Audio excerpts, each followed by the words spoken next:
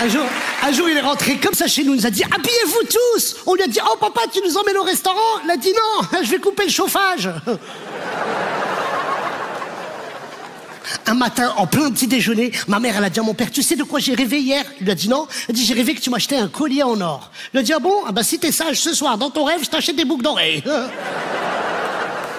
Et l'hiver dernier, il faisait super froid dans Paris. Je rentre chez moi, je dis à mon père et papa, t'abuses, allume le chauffage, il fait plus froid que dehors. Il m'a dit, bah va dehors.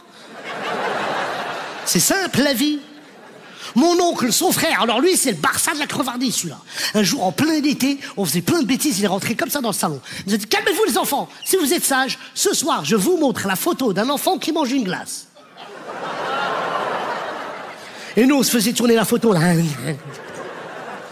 L'hiver dernier, pareil, ils sont venus manger chez moi. Il faisait super froid dehors. Il y avait mon petit cousin Samir de 5 ans. Il avait le crâne complètement rasé. Je dis, mais Samir, c'est quoi cette coupe? Il m'a dit, mais Boudère, c'est pas de ma faute. C'est de la faute de mon père. Tout à l'heure, on était à Carrefour. Je regardais une bouteille de shampoing. Et pour pas me l'acheter, il m'a rasé la tête. Je dis, heureusement, tu regardais pas le dentifrice. T'as enlevé les chicots, sinon, hein.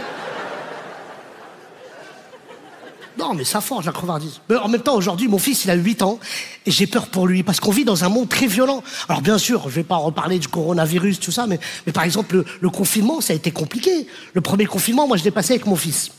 Je l'ai aidé à faire ses devoirs. Au bout d'une semaine, sa prof, elle m'a appelé, elle m'a dit, si vous continuez, j'appelle la DAS, hein.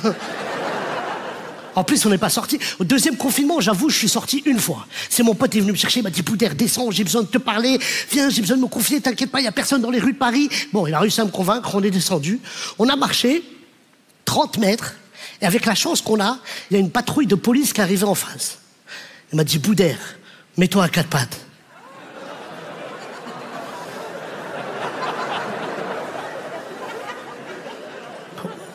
Comment ça? Mets-toi à 4 pattes, comme ça ils croient que t'es un chien.